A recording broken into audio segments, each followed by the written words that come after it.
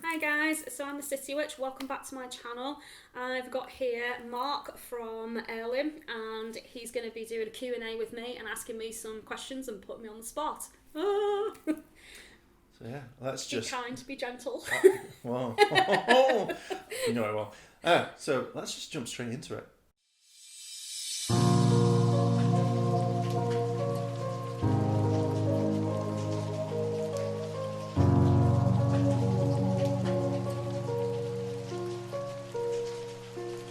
This is a tea and chat, isn't it, with about spiritual, and how, and this is the first time I've ever actually mentioned about me being spiritual.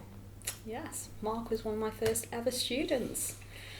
I do. Back when we were in college. Yeah, back in college. I remember how it worked, how we met, and I'm guessing this is the sort of thing that we're going through. Yeah. So I was dating a girl. So we were in college together, and then there was a guy, our friend Matt at the time, and I was talking to him on email or something, and then it was the learning centre.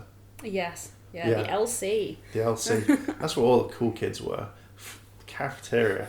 It's all about the learning centre. And I remember my brother going on holiday to America, and he sent me it was a Dragon Ball Z DVD at the time, because it had just come out over there. And it was an RVD wrestling yin yang symbol.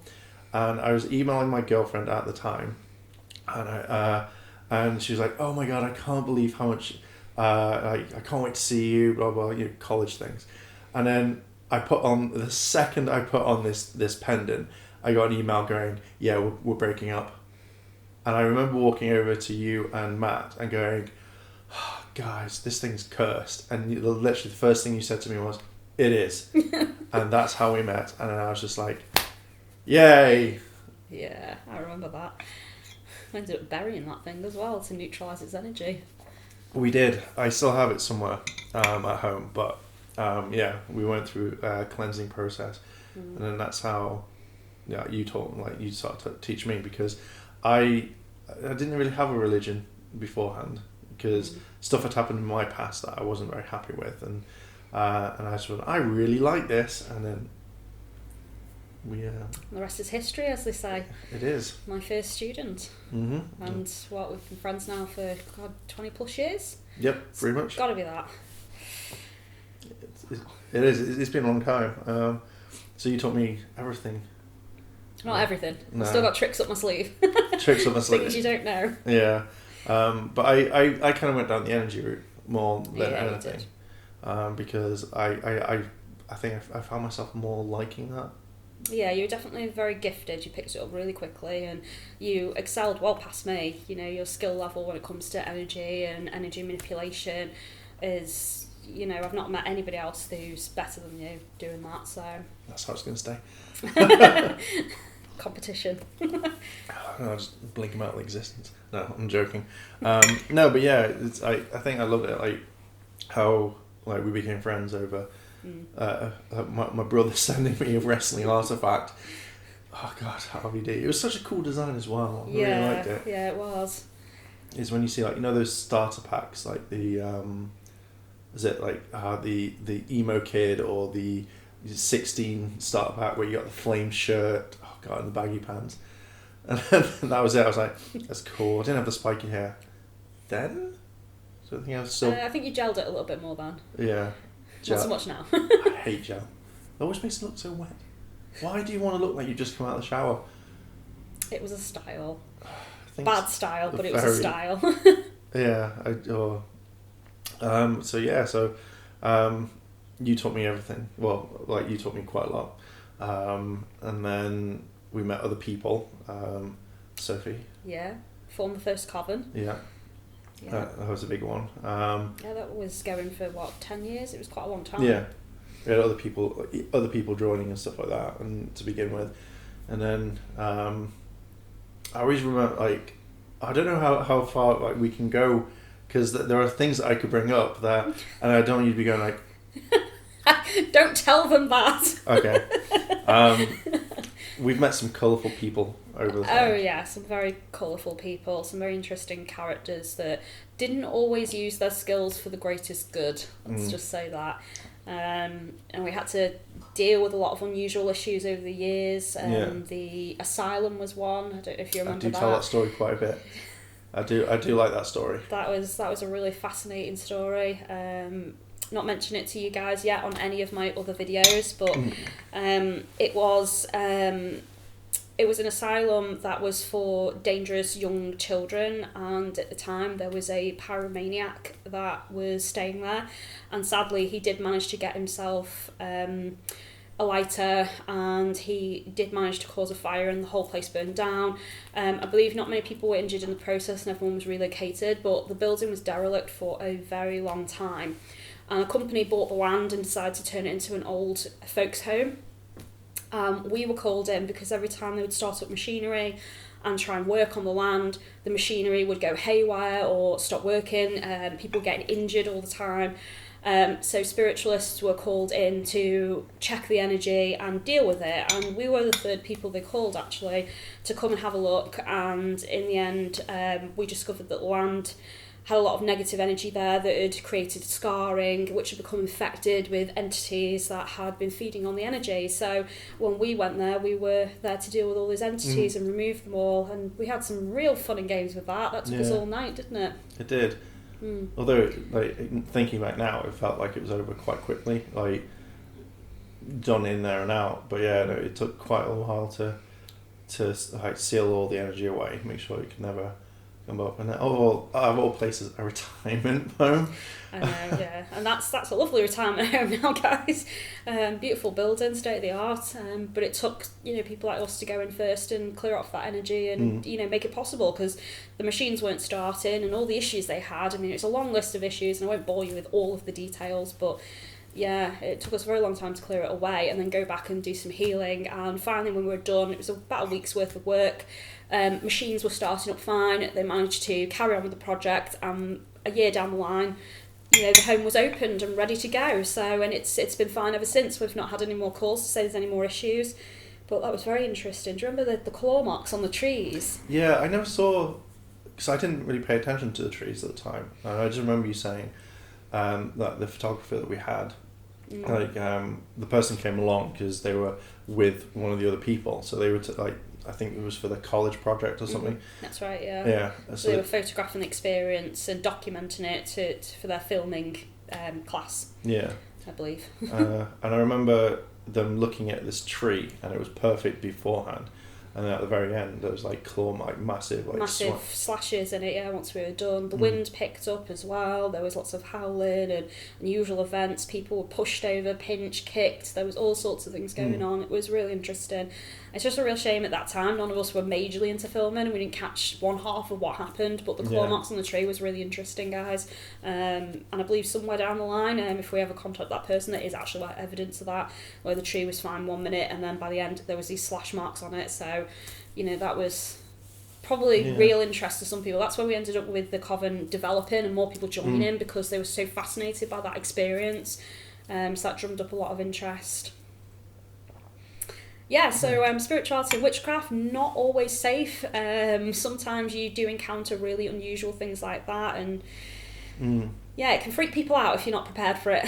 Yeah, I think that was the one night that I got not freaked out the most, but that was when I was completely drained, where nothing, I couldn't create energy, I couldn't summon it. I was just literally, it was just gone. And I think at that moment I was so scared because I'd never felt that. So obviously through life, I'd always had this energy inside, and not being able to tap into it because it was just gone was, I think, one of the scary moments. And when I was like, no, this ain't happening again. So I developed certain techniques to refill it, to keep it going regardless. Even if there was a small shred there, boom, it would ignite again. But that was a crazy night. That was a crazy night. I mean, we lost members to the group, but we gained new ones. As I say, those kinds of events can be quite scary, and if you've never been through anything like that before, it's a real experience, and you're either prepared for it or you're not. And sadly, some people that were with us thought they were prepared, and never dealt with anything in the paranormal realm before, never seen any entities or had any spiritual poltergeists or issues with ghosts or anything along those lines. So when they finally experienced it for the first time in this particular event, it terrified them enough that they were done with the spiritual path, which was a real shame because some of them were really, really talented. And to this day, I think they don't practice anymore. So as I say, if you're unprepared for some of the things in the spiritual world, it can be quite scary. But for those of you out there that are interested in getting into it, you know, there's some really, really interesting things to learn. There's so much about the universe we don't understand, and just as many people left, we had just as many come in that were new, fresh, interested, and, you know, the paranormal side was what triggered their interest in the first place. Exactly. I think it's like when you start developing certain elements that you want, things slot in. Like I remember, like I think when starting it all, there was some things that I was like, but then like this where energy was just like, yes. Yeah, same for Dawn as well, because Dawn was one of the members of our group that she not long joined us, and at the time she was trying to figure out what she wanted to be, what path she was going to walk, and it became very apparent after that night that her main talents is in mediumship, and she's really, really good with paranormal entities, spirits, poltergeists, and she sees them. She has these really prophetic dreams beforehand about the event and about what's going to happen and about the spirits we're going to encounter, and 9 times out of 10 she's been spot on as well when we've done the research, so that was really interesting as well. So she developed quite quickly in that field, and she is now a medium. She's the person we go to for advice when it comes to spirits and ghosts and dealing with those entities, and you know, we're quite proud of her. She's gone on leaps and bounds from that experience. Yeah. But she didn't know that skill beforehand. It wasn't until that event that her skills became quite apparent. Exactly. And Sharon as well, like she was very good with spell writing, wasn't she? Oh yeah, phenomenal. I mean, you want an incantation, guys, she's the one to go to. She's so good at writing them. Yeah, so I just remember like her stealing my mug. I'm going to get that in there. Stealing my mug. She's watching this. I know you are. But yeah, like I know how like she like excelled, like because I haven't been in the group for some time, like from what that's like the stories and what I've been told, you know, she's gone like quite good. She has, yeah. She's followed a healing route, so she's been doing Reiki and working with the angel. She's just completed a shamanic course, so she's now a shaman healer as well, which is really interesting. And she's just qualified to be a tarot reader as well, so she'll be doing a lot of the similar things that I've been doing. And she's hoping to start contributing and taking on students of her own, so we can take on more people and start expanding the group and helping more people develop and join the craft. So that's the plan. That's good. Exciting stuff in the works. I know, right? There's me. Sometimes there, sometimes not. But yeah, so like, obviously now you've gone on from doing like, you know, from like teaching, now you've gone into making this your business, haven't you? Yes, I have, yeah, the City Witch. Yeah, so hence the YouTube channel and the Instagrams and, you know, all the thing. When you watch all the YouTubers, all the links in the description down below. They are. So are we talking about like the business side? Cause yeah, you can talk about the business side if you want. I think for me it was a lifelong dream. I've always wanted to develop this into a professional business and reach out to people across the world and be able to advise and mentor on a larger scale rather than just locally in my hometown. So being able to start the City Witch is the start of that dream for me, and it's still developing. There's so much more I want to do with it than what I'm doing now. Yeah. So I'm excited. Yeah, I've got to admit, like over the time I've known you, like when you've worked jobs and stuff, I think this is the happiest I've seen you, like in your work, especially like, you know, other things that I've seen over time. So obviously you taking this like what you want to do, it's a great thing, and you know it's just going to go higher than before. I hope so. You know, being offered goats now as payment. Literally, you sent me that message and I was just like, you've hit the highest level. I don't think anyone can come back now. And unless they offered you 2 goats and a camel. You get a camel, you have that in your back garden. I get a camel, that's royalty.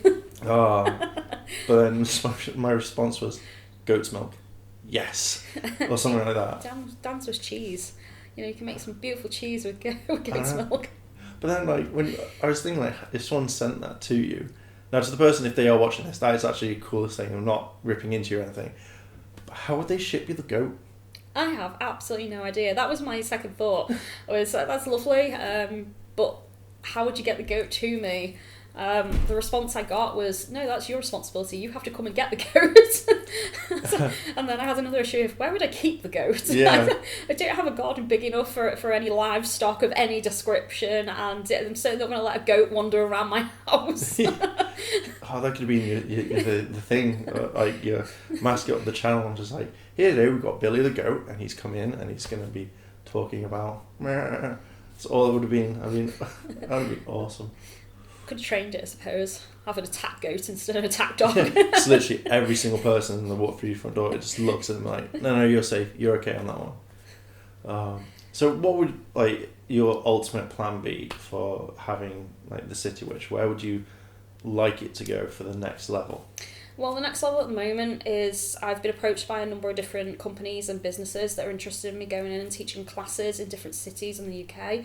So I'm going to be developing it into a teaching career to begin with, and from that I'm hoping to generate interest through YouTube enough to start doing this more worldwide. I do have students that are in other countries, but at the moment a lot of the teaching is more mentoring and guidance, so they're already spiritual but they wanted someone to go to for advice and tips and tricks when they're getting themselves stuck. But for those out there that are new or still in the broom closet and they're looking for someone to really guide them, they have very limited access to information, I want to be able to develop YouTube videos where they can watch how to do things, how to actually cast spells, how to actually design spells for themselves and actually develop themselves spiritually, rather than just read a book or try and get little bits of information on the internet, which, as we all know, the internet's not perfect and there's a lot of misinformation out there. So I'm hoping to be able to show them the real information and how to guide them on their path correctly rather than them do it incorrectly. So that's the next step for me, I think, for this year, and then beyond that, who knows? I'll have to wait and see. Yeah. As I say, you're much more happier, so I do want to see this. Like, I literally want you to be like the person that everyone goes to in the UK, so that's the main thing that I want to see your business. And especially when you're going around teaching, that's actually kind of cool. Like, people contact you saying, hey, come and teach us and stuff. That's awesome. I like it. Yeah, the first company that's contacted me is based in Liverpool, so I think I'll be starting over there first. In touch with a very lovely woman called Crystal, and I'm hoping to go over and start doing classes out of her store, which has freshly been opened in 2019. So all new clients, all new prospects are coming forward through that, so that'd be quite interesting. And then I've got a long-time friend called Susie Kay, and she's based over in Chester, and she's recently extended the same offer for me to go in there and do classes there as well. So I'm covering 2 major cities that are quite a distance away, so people that are travelling, locally can come in and learn from me, which would be really interesting, I think. And I think it'd be a nice way to meet new people as well. Yeah. Rather than just, be at home and filming. There's nothing wrong with filming at home. I do that a lot. So you said earlier, off camera, that you're doing like fairs and stuff like that and getting things ready. So is that like something that you, like, before you decided to do it, have you been to quite a few like fairs, and what's your favourite one? My favourite fair is Fairy Fest. So it's called the legendary Llangollen Fairy Festival, and people gather from all across the UK to go there. It's one of the biggest events in the UK, and it stems over 3 days, and you get people dressing up as fairies and all sorts of goblins and interesting things, and fawns and unicorns and all sorts, and it's really amazing. And there's a whole ball as well at the end of it, so I'd like to be able to build up to be able to sell and trade there one day. It's quite tough to get into that though, because they're quite because they're so big, it's quite picky on who they have. So that would be my ultimate goal with doing the stalls, I think. But for the time being, we're going to be looking at some of the smaller fair trade different fairs that are going on around the UK. There's quite a few that go on in Chester, Birkenhead, and all kind of surrounding little towns and cities. So we're going to do a few of them this year, selling all sorts of designs from myself as the City Witch and from the Imperfect Witch, where she designs bags and altar cloths and things like that you can buy as well. That's kind of cool. So I know, like, if people are slowly getting into witchcraft, like altars and that is really important. I think I'm not ashamed to say it, but I know that I've never really had one, because I was never allowed to have one at home due to certain things. But obviously altars are very important, and I think if your friend's making stuff like altar cloths and stuff for those things, that's kind of cool.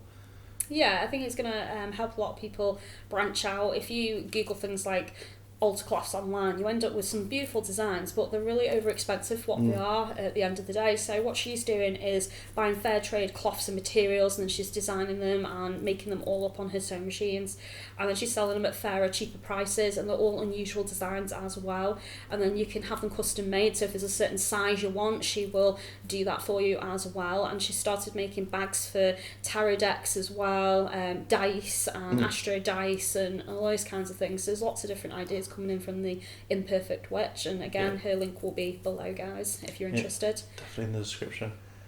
Definitely check out the description. I know not many people do that. They watch the video, the first couple of lines they read. So, but no, everything will be linked down below, so you can check it out, and I think that's kind of worth it. So, trying to think of what else we've done in the past that could be helpful as well as kind of cool to talk about. Well, I mean, visiting spiritual sites I think was quite important for our development when we were a lot younger. Going to places like the ruins, which we know is on a ley line, and being able to connect to that energy was quite important. That was really good for us developing and learning how to read energies and tap into bigger forces in the world around us as well, and use energy manipulation for spells and witchcraft, so that was quite good.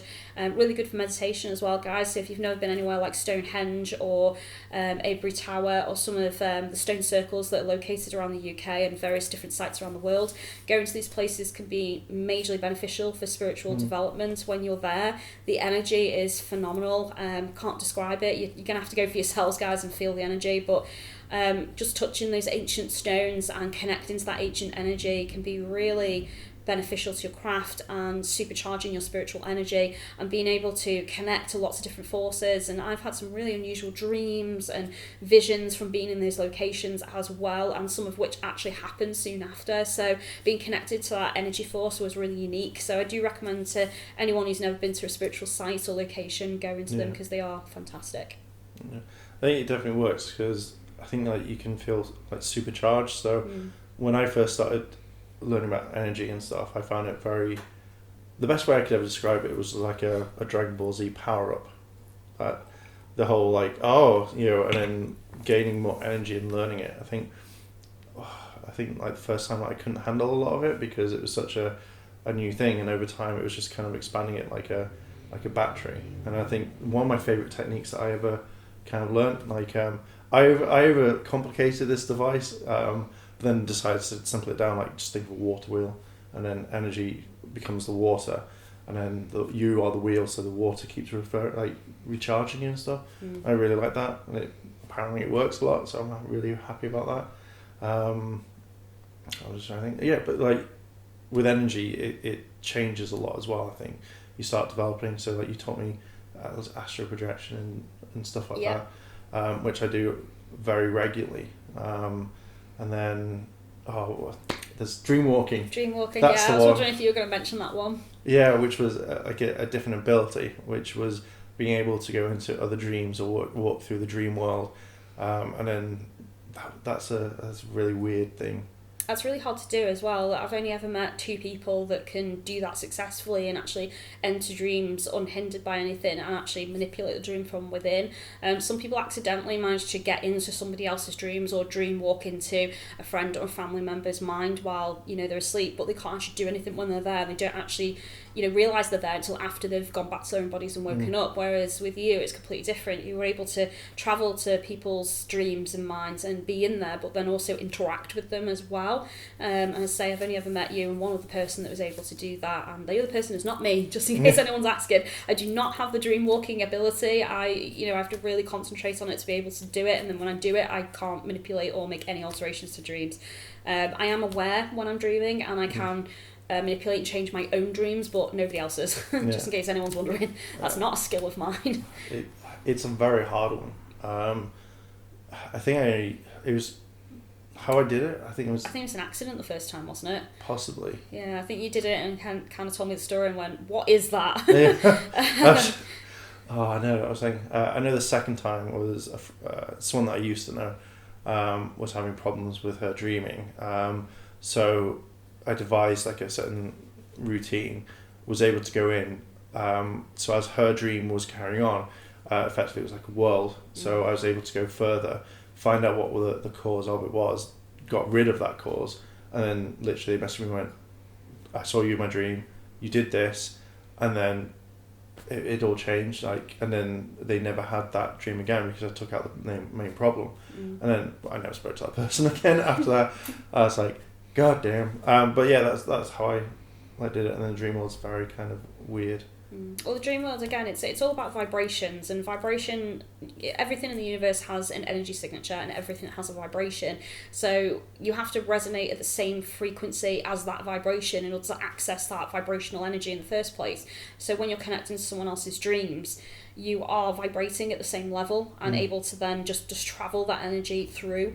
And that's the same with astral projection as well. It's all about being able to push your life force out of your physical body, because this is just a shell, and being able to manipulate Leah can't talk manipulate your energy in order to actually travel and move your energy across planes of existence, and even continents and across the ocean. There are some people out there that can astral travel millions of miles away from where they actually are located. I haven't done that, I've got to say. I think the furthest I've ever gone was the coastline when I've astral projected, but I've never actually left the country. But I do know people that have successfully left the country, entered dreams of other people in other countries and connected to them that way. So so again, it's all energy, it's all vibrations, and it's just knowing how to access those vibrations and manipulate them in such a way that allows you to do these special skills.